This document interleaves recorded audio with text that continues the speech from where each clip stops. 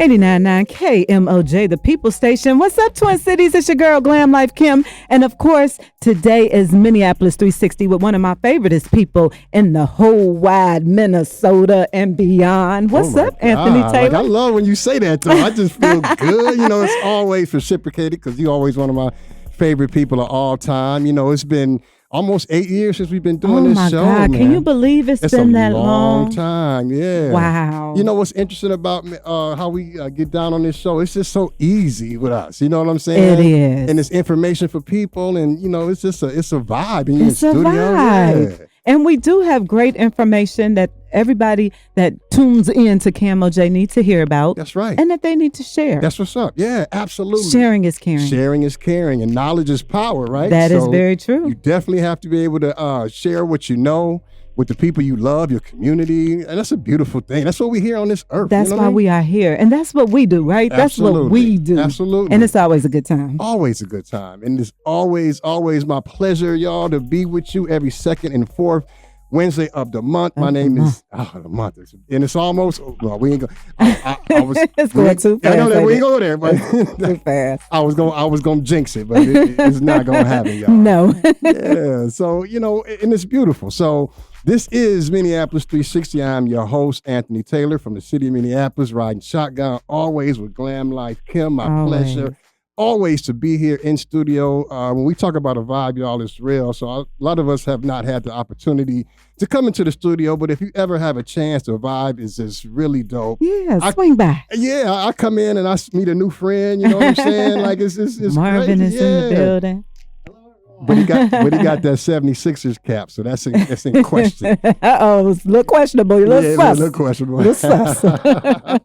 Hey, y'all, today is one of my favorite times of the year to talk about this show. We are talking about Black Business Week. Yes. Happening upcoming. How many years has this been now? This is 5. Wow. This is 5 for Black Business Week. Wow. It's beautiful. It's a beautiful thing. Should we get into it, Kim? Let's get into it. I'm ready. Let's go. One of the things about it is like we can always kind of spotlight entrepreneurs in our community, celebrate Black Business Week, being able to really throw a lot of events the city of Minneapolis has been doing. You can support your Black entrepreneurs, people in the city that's doing work, to celebrate some of the real good cultural districts and the shops and the chefs and everything else. I mean, it's been 5 years, Minneapolis, and if you've seen the last couple, it just gets better and better. Every time. And I think this year, what's really important that I want to know is that it's going to be even bigger and beautiful again this year. And I've got people, Kim, that's going to come on and it's going to really tell us all about Black Business Weeks. They have been a big part of it, and I think it's important. So I want to shout them out, bring them on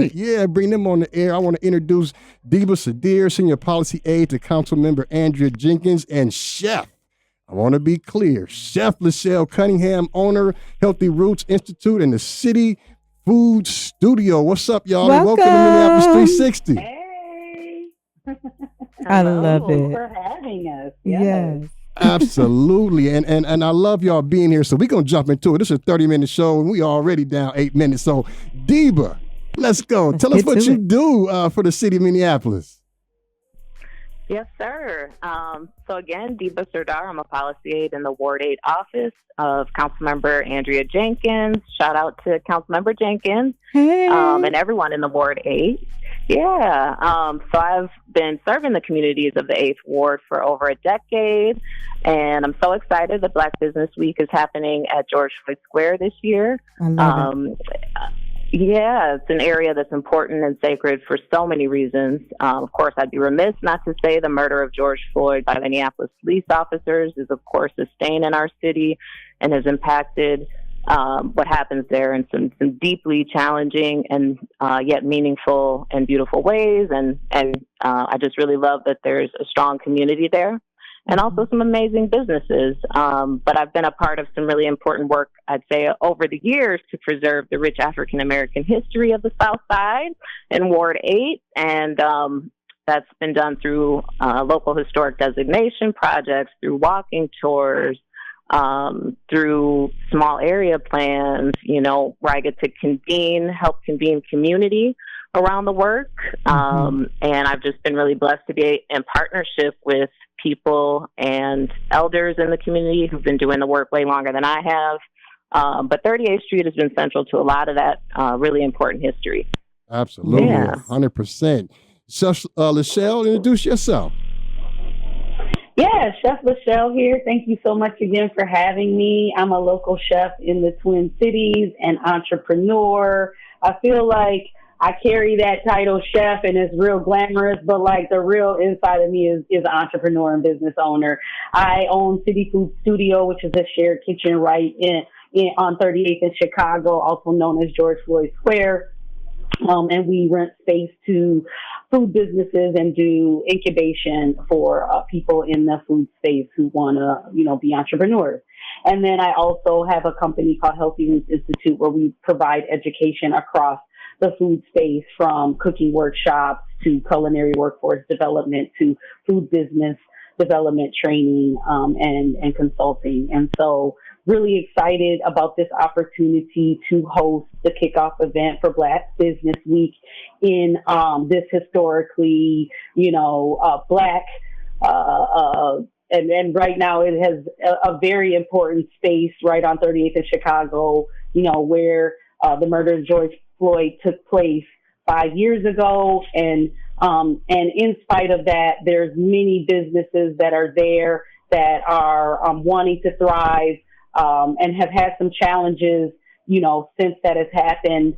And so we really want this to be an opportunity for the community to start coming back into the space in an intentional way and engaging with us and understanding that this is a significant corridor for all the things that happened. But also it's very significant. There are at least a dozen Black-owned businesses and properties that are concentrated in this space.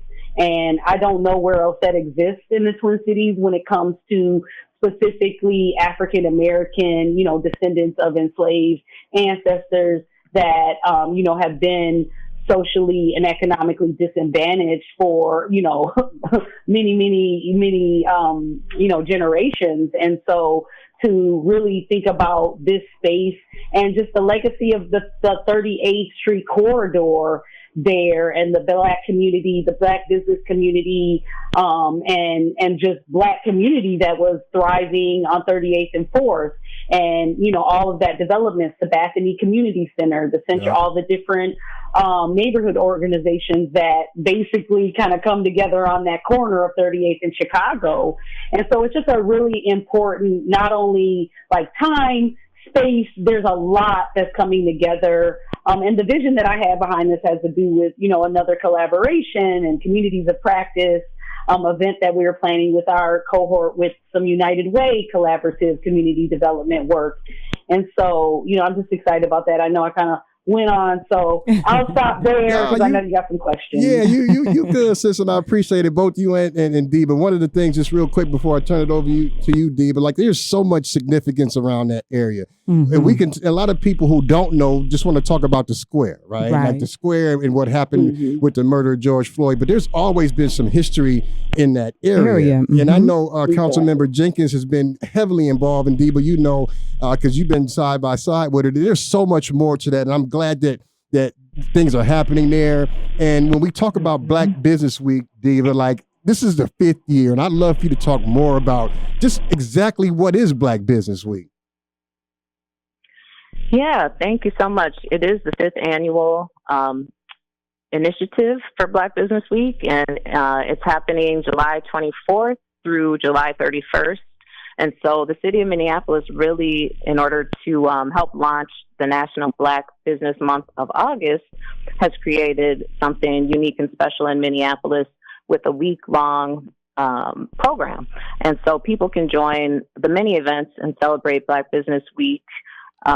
There are a lot of events throughout the week. So business owners and entrepreneurs can learn more about resources and support, network with other businesses, city staff, and business organizations, visit and celebrate the commercial districts in Minneapolis, and also shop and learn about the many growing Black-owned businesses that we have right here in our local communities. Nice. Yeah, that's a beautiful thing. And one of the things I know when I ask this question, don't like clown me, right? Because I want people to understand just the importance of it. So, Deebaa, just talk about just why is this important to have Black Business Week?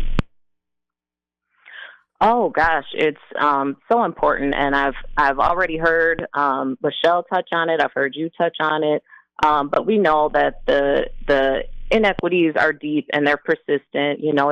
It's beyond what's happening right now with our current federal administration. It's both and. It's also so deep, and so it's a must that we support, that we demand ongoing investment, that we work collaboratively across community, across jurisdiction to really support and give investment where investment is due.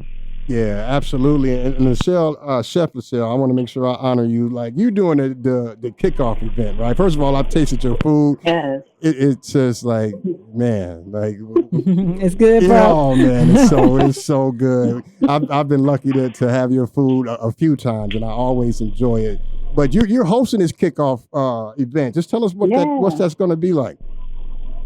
Yeah, absolutely. And, as I mentioned, this is a part of another event that we are planning with our communities of practice. It's basically a cohort of grant recipients with United Way. And so we're having some morning events, and then it's going to culminate into us doing a walking tour from Bethany up 38th Street to Chicago, and then really activating our kickoff event for Black Business Week.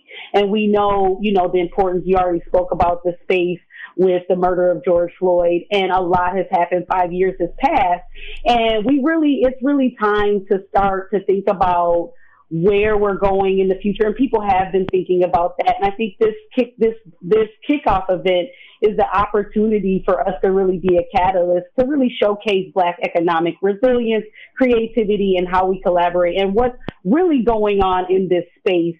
Optically, I think there's a view of the space that needs to change, right? The narrative, why and how people come into the space.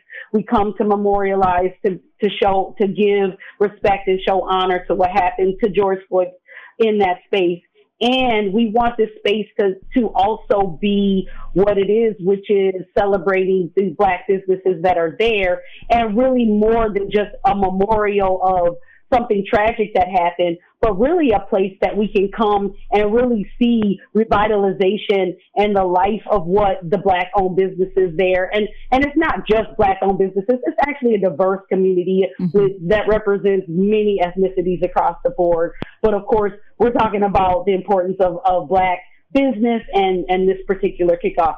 So we will start at about 2:00 when we walk up, planning to have some different activations in the space, starting at, I think, about 2 to 4:30. We're going to have 3 different rotations where people are going to be able to tour the entire corridor and really understand some of those historic aspects, who's there now, what the importance and significance of the businesses there, and what the support that's really needed in the space. And then we're also there's actually 3 art galleries there and a fire art center. So there will be an art crawl and then some engagement with those artists and art galleries. We're even planning an artist talk at some point later in the agenda. And then we're going to have an activation at the kitchen where we'll be doing some packaged meals that'll be going over to Sebastian so people can volunteer and participate in that activity. And then we're going to be having food vendors, those vendors that are throughout the corridor there, just turkey, smoking the pit, Bachota coffee, as well as the entrepreneurs and businesses that work out of City Food Studio. So we're planning to have kind of a sampling tasting and allow those entrepreneurs to also, sell their goods. We're planning to give away produce. There's going to be a huge activation around food ultimately in the space. And so, and then from there, once those activations and kind of rotations happen, around 4:30, we'll gather in the square, which is actually a space inside of the building there that PJ Hill owns. And we'll meet there for a press conference, the mayor, council member Jenkins, and I think another council member, and correct me, Deebaa, if you know that council member. I know it was mentioned in passing, but a few council members, the mayor are going to, Council Member Payne, yes. And so those, we'll have that press conference. And we also are planning to have a panel of the Black business owners there, as well as some other activities afterwards that we're all planning. Now, I want to give it all away. I want to keep some of it a little bit of a surprise, but it's going to be a great and beautiful day, and we really want the community to come out and support us. The Black Business Coalition of 38th in Chicago will be also reading our press release about our collaboration and the vision that we see for the space and what we want and how we want to really, this is our first of many opportunities to invite the community back into the space for more community building, right? And really reaching beyond, what has been happening over the last 5 years and really trying to grow and open the space up to be the corridor that it's meant to be and to really support the businesses that are there that really have suffered for the last 5 years, because of the different circumstances and the access and some of just honestly the perception of the space. And so those businesses are eager and ready and willing and want the community to come out and join us on that day. And then ongoing, like we want to continue to build those relationships.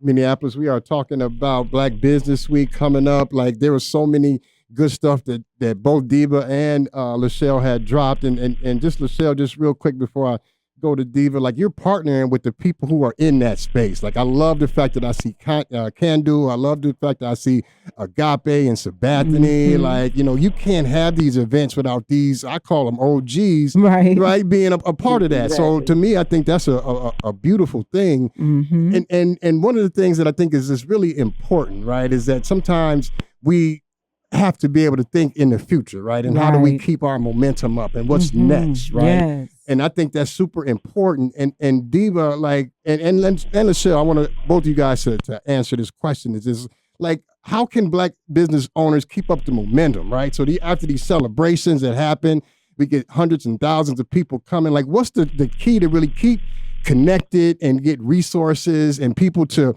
participate and spend some money with these Black businesses? And I'll go with you first, Deebaa. Yeah, well, the kickoff event and the other events throughout Black Business Week are a great opportunity to get connected if, you're just interested or whether you're fully immersed in the business community, whatever it is, you can still make new connections. You can get connected to organizations that serve business owners and entrepreneurs. So get connected with them, get their information, sign up for their updates. A lot of them are administering programs, and they have the resources specific for growing Black-owned business. Sign up for the city's target market program if you are a business owner, and learn about what the city's small business team offers and the resources available. I would say go to the city website and search for business assistance. You'll find a lot of different links there. There's one that will take you to a newsletter called Plan, Launch, Grow, and that's all about the important and amazing work that the small business team does at the city. So those are a few ways. Absolutely. And Chef Lachelle, just turn it over to you. Like, what's the key to keep momentum up for Black business owners? Absolutely. I think it's to stay engaged, to keep showing up. I mean, for the Black business owners, we really need to be building that relationship with our community. We need to be having, to me, like I'm an entrepreneur, I have a business, I'm here to make money, obviously, but like everything I do, if you know me, I have a mission behind what I do.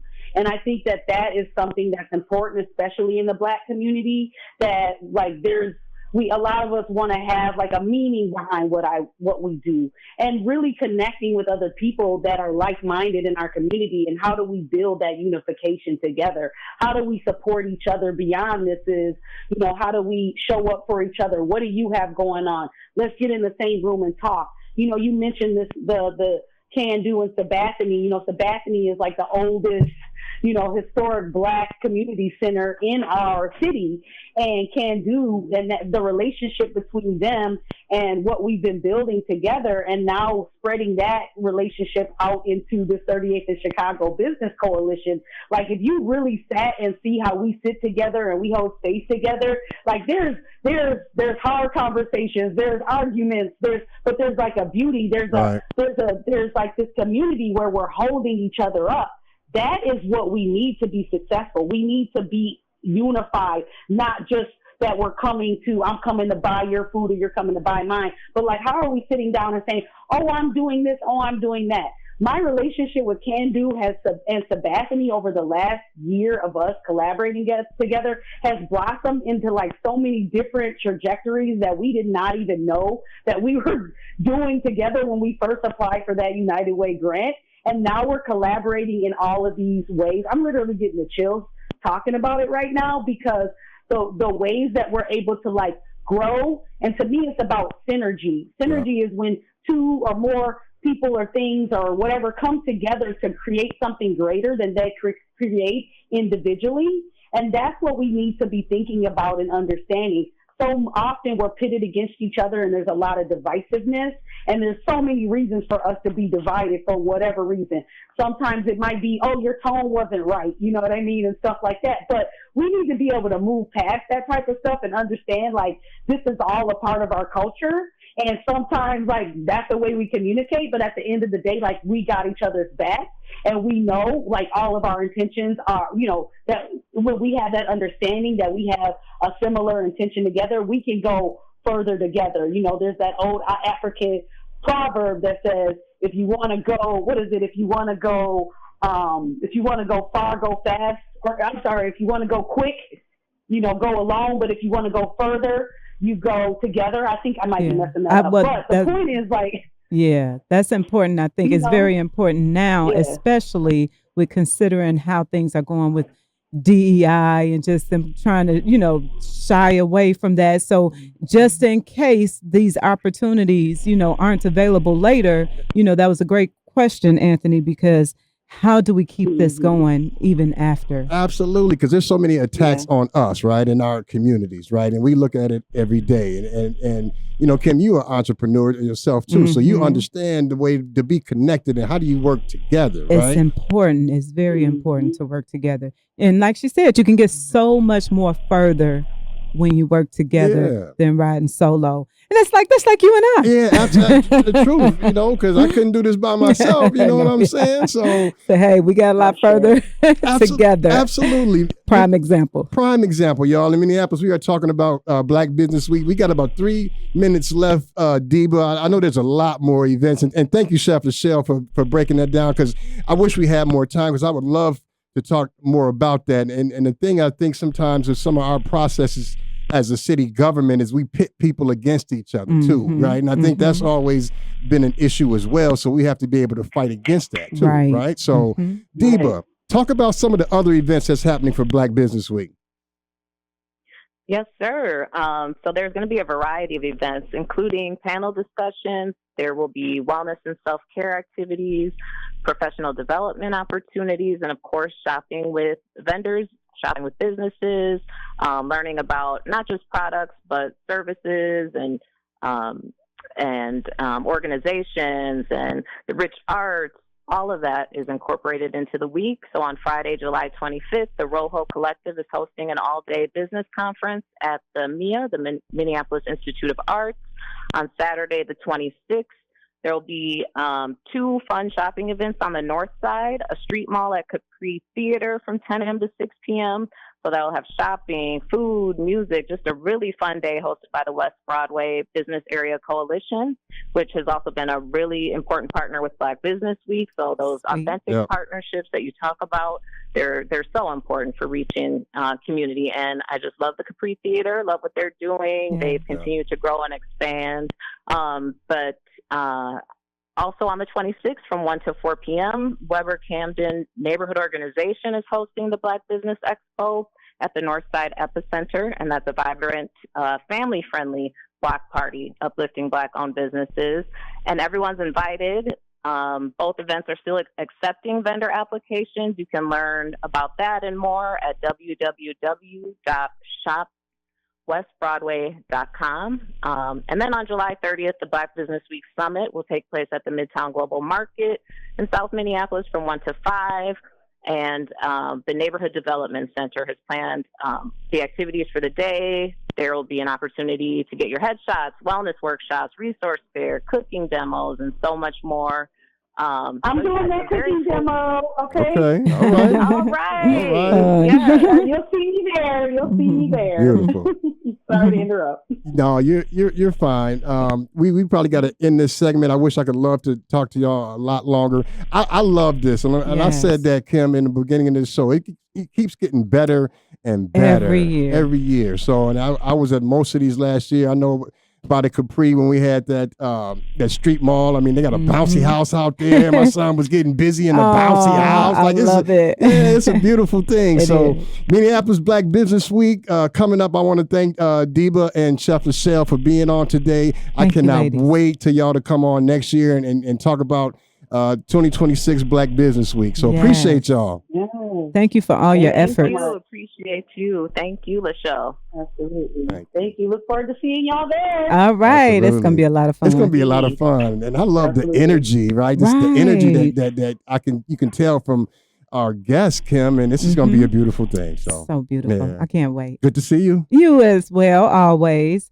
Of course, we got to get back out to it, get back to it. I know that. Into this music. What you want to hear today, bro? I know since Glenn wasn't here, and shout out to Glenn. Yeah. I mean, unfortunately, he had a death in the family. Yeah. So send some prayers up. Give prayers to Brother Glenn and his family.